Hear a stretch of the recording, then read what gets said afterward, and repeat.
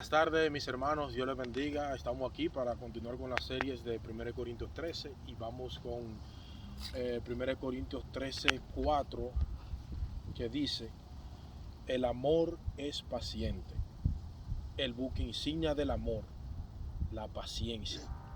La paciencia es la alfombra roja por la que se acerca a nosotros la gracia de Dios. El buque insignia del amor es la paciencia. Esta historia no fue verídica, pero es bueno de esta historia, aunque no sea verídica, nosotros podemos aprender alguna lección en nuestras vidas. Se contaba que una pareja de esposos tenía una casa que había comprado y durante 2 años la compraron. Aunque no es verídica la historia, puede ocurrir también en cierta ocasión, porque ¿por qué no? Esta pareja llegó en un momento de una crisis por la que estamos viviendo, de que no tenía trabajo, se quedaron sin trabajo, y cuando se quedaron sin trabajo, señores, lamentablemente debían muchos meses de luz, muchos meses de agua, de servicio de agua, de cable, de teléfono. Tuvieron que entregar el trabajo, tuvieron que entregar el coche a la agencia que se lo había vendido, y se vieron en bancarrota. En un momento el banco comenzó a llamar que debían varias cuotas de la casa, y como a los 6 meses se le apareció el alguacil allá, porque tenían alrededor de 8 o 9 cuotas atrasados de casa. El alguacil llegó y le dijo que ellos debían de salir, porque ya era tiempo de que ellos entregaran su casa porque no la estaban pagando. Inmediatamente, cuando ellos abrieron la puerta, le explicaron al alguacil que era imposible que ellos hicieran de un árbol de limón un árbol de naranja, porque no tenían con qué pagar ni el agua, ni la luz, ni los servicios. Y entonces fueron allí, y el alguacil recibió una llamada. Y el alguacil dice: hello. Moviendo la cabeza, pasó el celular a la pareja de esposo, y comenzaron el esposo a escuchar la llamada, y la madre decía: sí, ok, está bien. Oh, ¿qué? Ok. Y la persona le pasó el teléfono al alguacil, y el alguacil rompió todos los papeles que tenía de deuda que ellos tenían, y le dijo: su deuda ha sido saldada, ya que era el presidente de su país que lo estaba llamando para decirle que su servicio de luz, su carro, su casa iban a ser de vuelta, y que todas las deudas que ellos tenían iba a ser saldada. ¿Qué aprendemos nosotros de esta historia? Nosotros debemos de entender que tú y yo, como pecadores que somos, estamos en deuda con Dios. Y cuando decimos que estamos en deuda con Dios, decimos que tú y yo no tenemos la suficientemente fuerza para pagarle a Jesús lo que Él ha hecho por nosotros. Nosotros muchas veces no nos imaginamos la carga que Jesús lleva para que tú y yo podamos vivir vidas que le agraden a Él. Entonces, en la Biblia nosotros encontramos muchas historias y muchas personas que no fueron pacientes. Entonces, el amor de Dios es paciente. Dios es paciente para con nosotros, no queriendo que ninguno se pierda, sino que todos vuelvan al arrepentimiento. ¿Están viendo, mis hermanos? Entonces, en esta tarde nosotros queremos dar a entender que así mismo como ese alguacil, el dueño de la casa, los dueños de los servicios de renta, de casa, de cable, fueron pacientes con la pareja de esposo para que ellos le pagasen, su deuda fue saldada. Dios ha pagado una deuda en nosotros que tú y yo no nos imaginamos. Pablo presenta la paciencia como la máxima expresión del amor, situado a la cabeza de la flota del amor del apóstol. 1 o 2 barcos más adelante, de la bondad, la cortesía y el perdón, se encuentra en el buque insignia llamado paciencia. El amor es paciente, dice 1 Corintios 13:4. La palabra griega que se usa aquí para paciencia es muy descriptiva. En sentido figurado significa tardar mucho en hervir. Imagínate una olla llena de agua hirviendo. ¿Qué factores determinan la velocidad de la ebullición de esa olla hirviendo? ¿El tamaño del fogón? No. La olla, puede que eso influya algo, pero el factor principal es la intensidad de la llama. El agua hierve rápidamente si la llama es fuerte y hierve despacio si la llama es floja. La paciencia mantiene baja la llama. ¿No te parece una buena explicación? La paciencia no es genuina, señores.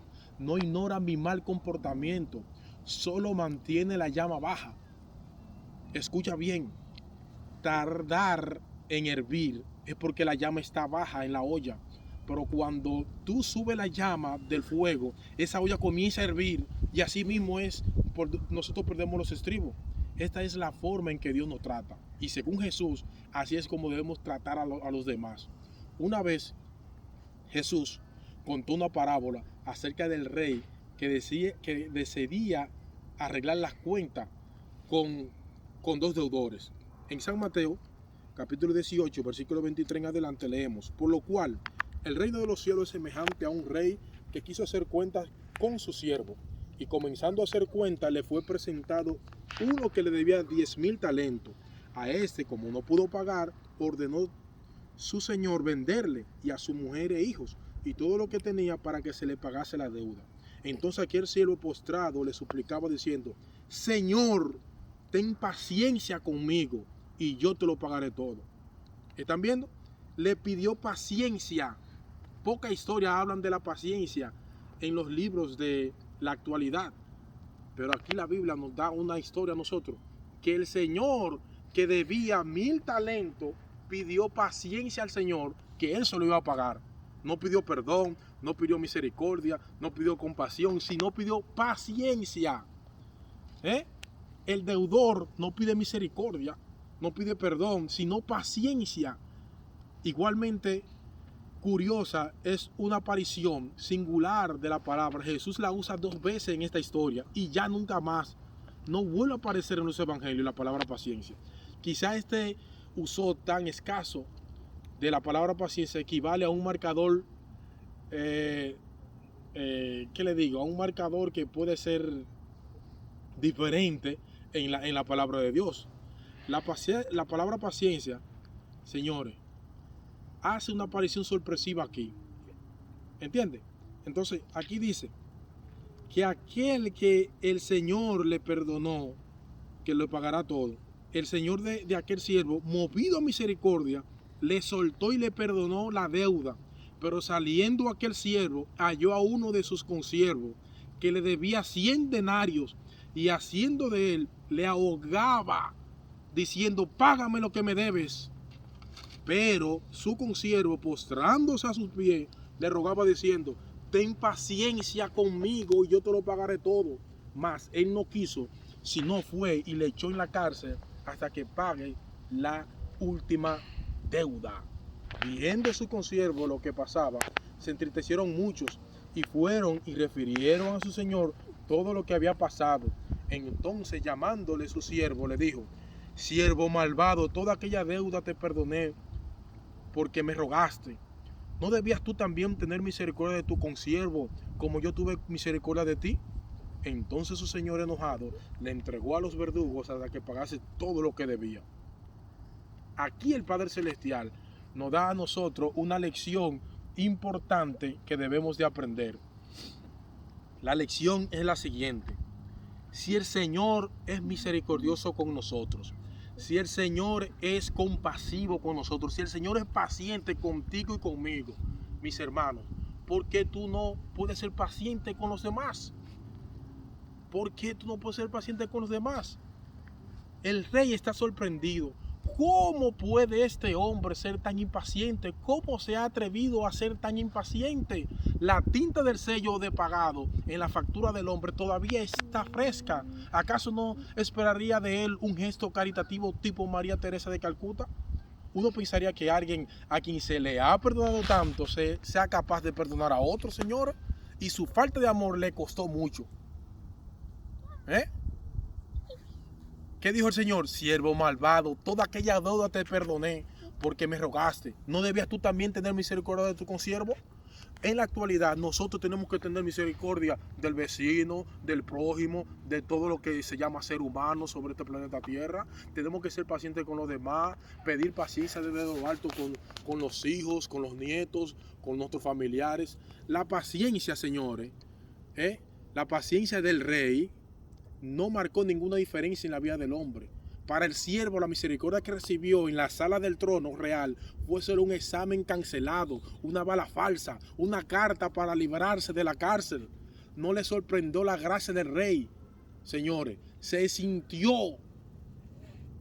señores, aliviado por haberse librado del castigo. Recibió mucha paciencia, pero no dio ninguna, que nos hace preguntarnos si realmente apareció el regalo que había recibido. Si te resulta difícil tener paciencia, quizá debas hacerte la misma pregunta. ¿Hasta qué punto está usted familiarizado con la paciencia de Dios? ¿Has oído hablar de ella?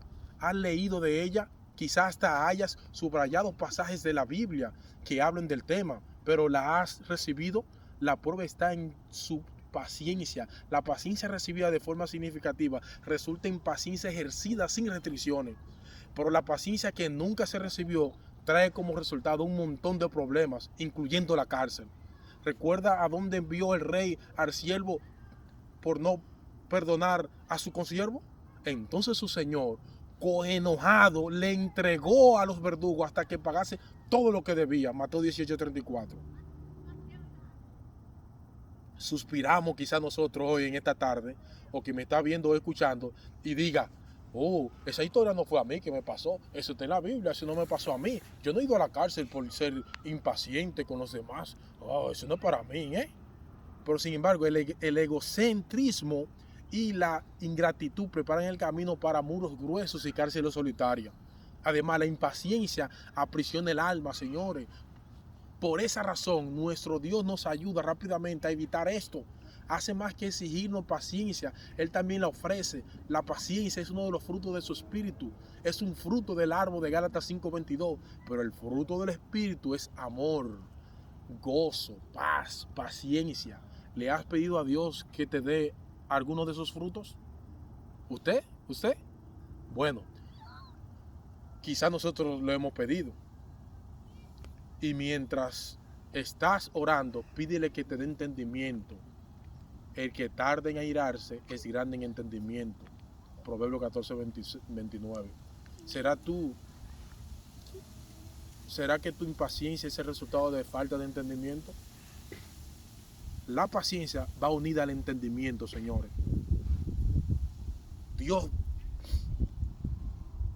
pudo quizás ser malo con nosotros. Sin embargo, Dios deja que el sol salga sobre buenos y malos en la actualidad. Si nosotros tratamos de ser buenos con nuestros hijos, ¿qué tú crees? ¿Que Dios no va a ser bueno con cada uno de nosotros? ¿Cuántas veces nosotros le hemos fallado a Dios y Dios ha sido paciente para con nosotros? ¿Cuántas veces nos hemos equivocado? ¿Cuántas veces hemos cometido errores y Dios ha sido paciente para con nosotros? De repente, señores, es hora de que nosotros pongamos en práctica el buque insignia de 1 Corintios 13, que es la paciencia, señores. Hay una historia que quisiera contar, y fue una vez que yo fui a un curso de liderazgo, y mientras estaba en ese curso de liderazgo yo me senté como a la mitad de la congregación, y cuando me senté, 2 líneas detrás de mí habían 2 personas conversando mientras estaban desarrollando el curso de liderazgo. Ya yo estaba desesperado por mirar hacia atrás y llamarle la atención a las personas que estaban para mí en ese momento escuchando y no me dejaban oír bien el curso de liderazgo. Cuando de repente quien está dando el curso de liderazgo felicita a las 2 personas que están detrás de mí y dice: uno es de Rumania que no sabe inglés y le están traduciendo. Inmediatamente mi impaciencia se convirtió en paciencia. ¿Por qué? Porque el entendimiento va unida a la paciencia. Si él no hubiese explicado que ellos estaban explicándole, traduciéndole el curso, taller de liderazgo, a la otra persona que era de otro país, yo me hubiera vuelto impaciente y quizá le hubiera hablado mal y no se sabía dónde iba a llegar el caso. Entonces, vamos a París conmigo, a 1954. Elie Wiesel es corresponsal de un periódico judío. Una década antes estuvo preso en un campo de concentración. Una década más tarde se le conoció como el autor de una obra titulada llamada Night, un relato sobre el Holocausto que recibió el premio Pulitzer. Más tarde obtendría la medalla del Congreso al Mérito y el Premio Nobel de la Paz. Pero esa noche, Elie Wiesel tenía 26 años y es corresponsal de un periódico desconocido. Está preparado para entrevistar al francés Marois. Marois era un devoto cristiano católico y cuando antes de comenzar la entrevista, Marois comenzó a hablar del Señor Jesucristo, de Jerusalén, el camino a la cruz, su pasión por la gente, los milagros que él hizo, y cada cosa que Marois o un periodista le preguntaba en esa entrevista, en esa rueda de prensa, Marois siempre hablaba de Jesús.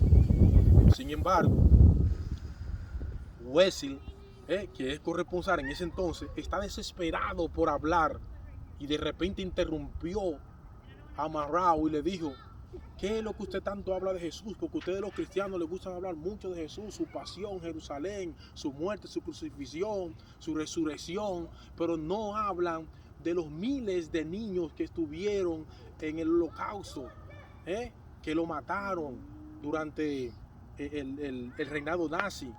No hablan de los miles de personas que estuvieron en la cárcel siendo torturadas y maltratadas por cada uno de las personas allí. No hablan de los millones de niños que murieron en el Holocausto, de las miles de gente que murieron en el Holocausto. Solamente hablan de Jesús. Esas personas que murieron en el Holocausto sufrieron 10 veces más que Jesús y ustedes no hablan de ellos, son desconocidos.